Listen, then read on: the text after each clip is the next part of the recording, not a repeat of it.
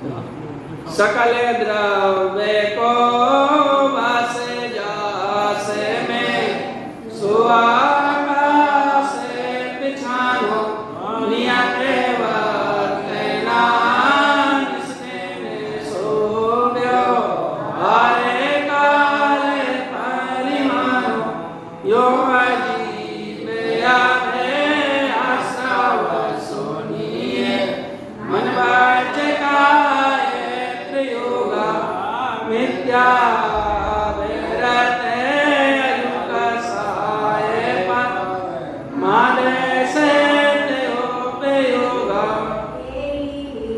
सकल द्रव्य को वास जास, जो सभी द्रव्यों को अवगाह दान देता है, अवकाश देता है या स्थान देता है, उसे आकाश द्रव्य जानो, है ना। पहचानो मतलब जानना चाहिए। तो ये आकाश द्रव्य है। आकाश द्रव्य भी अरूपी है ना। आकाश द्रव्य भी अरूपी है। इसके दो भेद हैं। यद्यपि आकाश तो एक अखंड द्रव्य है, लेकिन आचार्य भगवान ने, क्योंकि जितने आकाश में 5 द्रव्य पाए जाते हैं, उतने को कह दिया लोकाकाश और इसके बाहर के आकाश को कह दिया अलूकाकाश, है ना। जितने आकाश में 6 द्रव्य, छठवां तो वो खुद ही है, 6 द्रव्य पाए जाते हैं, 5 द्रव्य पाए जाते हैं, उसे कहते हैं लोकाकाश और इसके बाहर के आकाश को कहते हैं अलूकाकाश, है ना। तो सकल द्रव्य को वास जास में सुआकाश पहचानो, इसके दो भेद हैं, लोकाकाश और अलोकाकाश, और ये अनंत विदेशी है। वैसे अगर किसी भेद से बात करें, दो भेद जो है, तो लोकाकाश असंख्यात विदेशी है। प्रत्येक द्रव्य में प्रदेश है ना, अलग अलग प्रदेश है। जैसे द्यू द्रव्य में असंख्यात प्रदेश हैं, धर्म द्रव्य में भी असंख्यात प्रदेश हैं, अधर्म द्रव्य में भी असंख्यात प्रदेश हैं, आकाश द्रव्य में अनंत प्रदेश हैं, लेकिन लोकाकाश में असंख्यात प्रदेश हैं, लोकाकाश, है ना। और जो है काल द्रव्य एक प्रदेशी है, और उद्गत द्रव्य में 3 प्रकार के प्रदेश पाए जाते हैं, संख्यात, असंख्यात और अनंत, है ना। 3 प्रदेश, संख्यात, असंख्यात और अनंत, ये 3 प्रकार के प्रदेश पाए जाते हैं। और आकाश द्रव्य अरूपी है। आकाश द्रव्य अरूपी है। अब लोग कह देते हैं कि आकाश कैसा दिखता है, कहते वो नीला नीला दिखता है। नीला नीला नहीं, वो तो दिखता है, अपन जितने दूर तक देखते हैं, जितनी अपनी दृष्टि होती है, इसके बाद वो बदल हुए या कुछ आवरण हुआ, तो वो आवरण देखते हैं। बाकी आकाश तो अरूपी, वो दिखता नहीं है। जो बदल आदि होते हैं ना, वो दिखते हैं, लेकिन आकाश तो अरूपी, आकाश दिख ही नहीं सकता, है ना। तो उसे आकाश द्रव्य कहते हैं। अब इसके बाद है नियत वर्तना निस्तिल सो व्यवहार काल परिमाण, है ना। तो वर्तना लक्षण, इसके भी 2 भेद हैं, इसके भी 2 भेद हैं। एक है निश्चय काल और दूसरा है व्यवहार काल। निश्चय काल और व्यवहार काल, तो जो जिसका वर्तना लक्षण है उसे कहते हैं निश्चय काल। वर्तना मतलब जो सूक्ष्म परिणमन है, वर्तना से अपन ये कह सकते हैं, जो सूक्ष्म परिणमन है, उस सूक्ष्म परिणमन का नाम है निश्चय काल। प्रत्येक द्रव्य में सूक्ष्म परिणमन चल रहा है। जैसे कपड़ा है, तो ये कपड़ा जो है प्रति समय छीन हो रहा है, अपन को पता नहीं चल रहा है। जैसे अपन घर में बॉल आदि, जो सब्जियों की बॉल होती है ना, तो वो प्रति समय बढ़ रही है। ऐसा नहीं है कोई उनका एक निश्चित स्थान है कि रात को 12 बजे बढ़ जाती हैं, या दिन के इतने बजे बढ़ जाती हैं, या उस समय में बढ़ जाती हैं, इस समय बढ़ जाती हैं, ऐसा नहीं है। वो तो प्रति समय बढ़ रही है, अपन को दिख नहीं रही है, पता नहीं चल रहा अपन को, लेकिन प्रति समय वो बढ़ रही है ना। नहीं तो कभी कभी अपन कबार देखो कि अपन सुबह सोए, रात को सोए, सुबह उठे, तो देखो वो इतनी बड़ी हो जाती है, इतनी बड़ी हो जाती है, तो अपन को लगता है कि अरे रात को बढ़ जाएगी, ऐसा लगता है रात को बढ़ गई, जबकि रात को नहीं, वो तो प्रति समय बढ़ रही है। तो रात को वो तो बढ़ रही है, दिन के बाद रात तो वो दिन को भी बढ़ती है, रात को भी बढ़ती है, एक समय में वो वृद्धि को होती है, मतलब छिन और पर्याय एक समय की होती है, क्षणिक होती है, पर्याय हमेशा बदलती रहती है। यही तो पर्याय है, मतलब हमेशा बदलती रहती है, कभी स्थिर नहीं होती। अपन को लगता है कि अपन इतना ही है, निरंतर अपनी आयु घट रही है, ये शरीर क्षीण हो रहा है, निरंतर आयु घट रही है, शरीर आयु के विषय के वो घट रहे हैं और शरीर है वो भी घट रहा है। भाई वो अवस्था घट जा रही है, कहने को अपनी युवावस्था धीरे धीरे जा रही है, भले वो वृद्ध अवस्था आ जाए, जैसी बाल अवस्था है तो बाल अवस्था धीरे धीरे जा रही है, भले पता न चले, लेकिन बाल अवस्था तो जा रही है। उम्र बढ़ रही है, हाँ उम्र घट रही है, बढ़ नहीं घटत कहाँ होती है। हाँ और 100 साल की है, अब जब 50 20 साल घट जाएगा।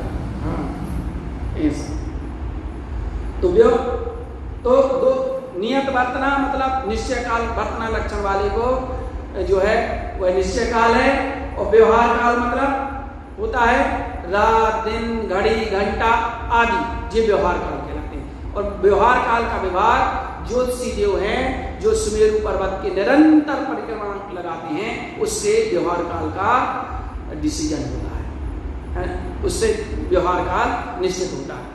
निरंतर वो ज्योतिषी देव सुमेरु पर्वत के चक्कर लगाते हैं, सूर्य चंद्रमा, ज्योतिषी देव के 5 भेद है ना, सूर्य चंद्रमा ग्रह नक्षत्र और तारे है ना, ये सब 5 भेद हैं जो निरंतर उस सुमेरु पर्वत के चक्कर लगाते रहते हैं। वही ग्रह नक्षत्र कहते हैं, ग्रह नक्षत्र चल रहे हैं, तो उससे ही एक विभाग होता है काल का, व्यवहार का। तो घूमता ही, पृथ्वी कहाँ से घूमेगी, ये तो वैज्ञानिक बता रहे हैं। नहीं, अब वैज्ञानिक भी बदल गए, पहले थे वो ऐसा, पहले कहते थे, अब वो कहते नहीं पृथ्वी नहीं घूमती। पहले ये सिद्धांत था, पहले वैज्ञानिक कहते पृथ्वी घूमती थी, अब वो भी मान गए कि पृथ्वी नहीं घूमती है ना। ये सूर्य चंद्रमा घूमते हैं और इससे ही रात दिन आदि का विभाग होता है, घड़ी घंटा समय आदि जितना है ना, उसी से विभाग व्यवहार काल का होता है। लेकिन सूक्ष्म परिणमन जो होता है वो निश्चय काल से काल द्रव्य के द्वारा ही होता है। वो तो व्यवहार में कह देते हैं कि रात हो गई दिन हो गई तो ये ऐसा हो गया, रात हो गई दिन हो गई, ये 1 घंटा हो गया 2 घंटा हो गया है ना। बाकी वो समय तो प्रति समय चल रहा है ना, प्रति समय जा रहा है ना। नियत वर्तना निश्चितो व्यवहार काल परिमाणों, इसके 2 भेद हैं, निश्चय काल और व्यवहार काल। और यह एक प्रदेशी है, क्योंकि काल द्रव्य एक प्रदेशी है। यद्यपि ये इसके जो कालाणु हैं वह असंख्यात हैं, प्रत्येक आकाश के एक एक प्रदेश पर एक एक कालाणु स्थित है, लेकिन जो जैसे शरीर की तरह वह कायमान नहीं है, बहुप्रदेशी द्रव्य नहीं है। शरीर की तरह कैसे, मतलब भले उसके कालाणु हैं तो जुदे जुदे हैं, जुदे जुदे हैं, लेकिन वो एक नहीं है ना। जैसे उद्गल होता है ना, तो परमाणु और स्कंध वो जुड़ जाता है, ये से नहीं जुड़ती है उसकी परमाणु, अलग अलग भिन्न भिन्न है। जैसे माला में गुड़िया का डला है ना, ऐसा है काल द्रव्य। और प्रत्येक आकाश के एक एक प्रदेश पर स्थित है। तो नियत वर्तना निश्चितो व्यवहार काल परिमाण, ये अजीव के जो 5 भेद कहे थे इसका पूरा हुआ। एंड अब इसके बाद आश्रव का यहाँ पर आए कि अजीव के 5 भेद कहे थे तो उसका पूरा हो गया है ना। अजीव के 5 भेद है ना, और हम कौन कौन से अजीव के 5 भेद, उद्गार धर्म धर्म आकाश और काल, ये अजीव के 5 भेद कहे गए। बिल्कुल। अब इसके बाद आश्रव के बारे में यहाँ पर इस लाइन में कहेंगे। क्यों अजीव, अब आश्रव सुनिए, मन वच काय प्रयोगा मिथ्या अविरत अनुकसाय परमार्थ सहज उपयोगा, है ना। क्यों अजीव, अब आश्रव सुनिए। अब इस अजीव में ये है अजीव ही, ये आश्रव भी, तो ये अजीव जो है अब उसका हम वर्णन कर रहे हैं। यो अजीव आश्रव सुनिए, है ना। तो यहाँ क्या कह रहे हैं, जब आश्रव तत्व का वर्णन सुनो तो क्या कह रहे हैं कि मन वचन होगा मन वचन काय के निमित्त से, जो मन वचन काय होते हैं हमारे, उसके निमित्त से मिथ्या, अवृत्ति, कषाय, प्रमाद सहित जो हमारा उपयोग होता है तो उससे आश्रव होता है ना। मन वचन काय, मन वचन काय के निमित्त से मिथ्या, अवृत्ति, कषाय, प्रमाद सहित जो हमारा उपयोग होता है उसे आश्रव कहते हैं। कैसा हमारा उपयोग होता है? मिथ्यात्मय या अवृत्ति पापमय होता है, या कषायमय होता है, या प्रमादवश होता है, तो उससे क्या होता है? आश्रव होता है। शुभ और अशुभ जैसा होगा वैसा होगा। तो शुभाश्रव और अशुभाश्रव इसके दो भेद हैं, शुभाश्रव और अशुभाश्रव। तो शुभाश्रव का मतलब होता है जो शुभ भाव होते हैं ना, उससे जो आश्रव कर्मों का होता है वो कहलाता है शुभाश्रव, और जो अशुभ भाव होते हैं उस अशुभ भाव से जो आश्रव होता है उसे कहते हैं अशुभ आश्रव, है ना।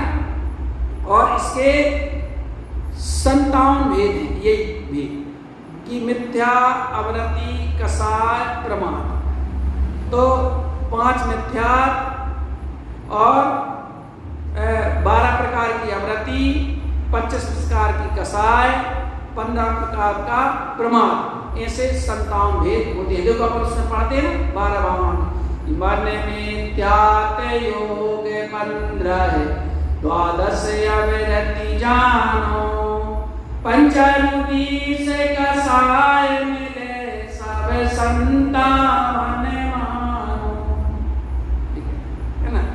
पन मिथ्या 5 मिथ्या और योग 15 है, योग 15 है, और 12 प्रकार की अवृत्ति।